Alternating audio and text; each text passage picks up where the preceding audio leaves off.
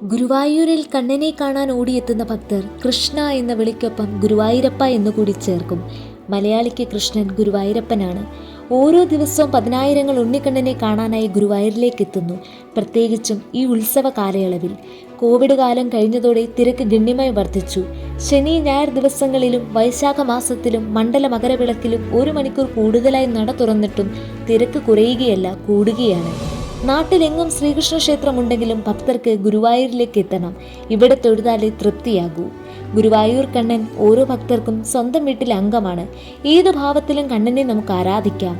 ഉണ്ണിയായി, കണ്ണനായി, സുഹൃത്തായി, വാത്സല്യ കുരുന്നായി, ഏത് രീതിയിലും ഭഗവാനെ നമുക്ക് ആരാധിക്കാം. എല്ലാവരെയും ചേർത്ത് നിർത്തുന്ന ശ്യാമരൂപനാണ് നമ്മുടെ ഗുരുവായൂർ ഉണ്ണിക്കണ്ണൻ. ശംഖചക്ര ഗദാപത്മധാരിയായ ചതുർബാഹുവായ മഹാവിഷ്ണുവാണ് ഗുരുവായൂരിലെ പ്രതിഷ്ഠ. എന്നാൽ ഗുരുവായൂർ ശ്രീകൃഷ്ണ ക്ഷേത്രം എന്നാണ് ഗുരുവായൂരമ്പലത്തിൻ്റെ പേര്. ഇവിടെ എങ്ങും സർവം കൃഷ്ണമയം, കൃഷ്ണഭാവമാണ്.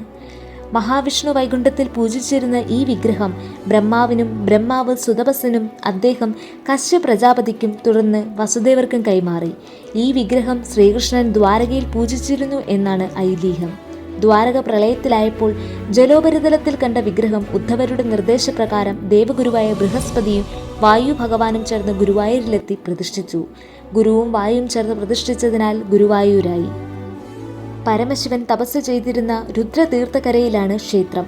ഇവിടെ നിന്ന് മഹാദേവൻ മമ്മിയൂരിലേക്ക് മാറിയെന്നും വിശ്വസിക്കപ്പെടുന്നു. സ്ഥലം, ബിംബം, പ്രതിഷ്ഠിച്ചവരുടെ മഹാത്മ്യം എല്ലാം ചേർന്നപ്പോൾ ഗുരുവായൂർ അനാദികാലം മുതൽ ഭക്തരുടെ പ്രിയ കേന്ദ്രമായി മാറി.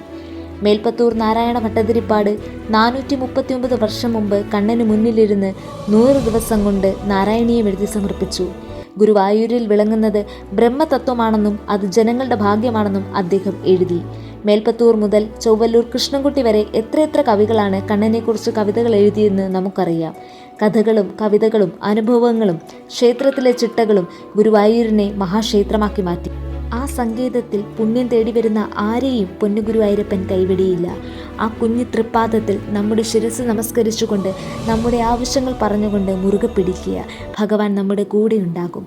ഹരേ കൃഷ്ണ ഹരേ രാം, സർവം കൃഷ്ണാർപ്പണമസ്തു.